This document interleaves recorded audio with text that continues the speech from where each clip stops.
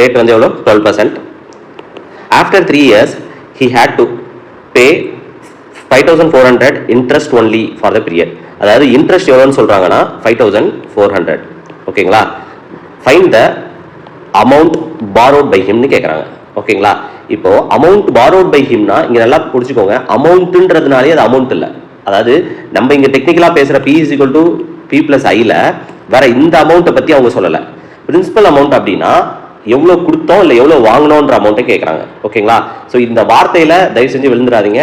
So இந்த அமௌண்ட்டுன்னு இங்கே ஃபார்முலாவில் இருக்கிறது என்னன்னா பிரின்சிபல் ப்ளஸ் இன்ட்ரெஸ்ட்டு. இங்கே நம்ம கடன் வாங்கின அமௌண்ட் எவ்வளோன்னு கேட்குறாங்க. நார்மலாக பேசும்போது நம்ம அமௌண்ட்டுன்னு சொல்லுவோம்ல, அந்த மாதிரி கேட்குறாங்க. ஓகேங்களா? ஸோ இப்போ பிரின்சிபல், ஸோ ஃபார்முலா என்ன? Interest is equal to PNR by 100. Okay? So இதில் இன்ட்ரெஸ்ட் எவ்வளோ கொடுத்துட்டாங்க? 5400 கொடுத்துட்டாங்க. இப்போ 5400 பிரின்சிபல் தெரியல. n எவ்வளோ? n வந்து 3 years.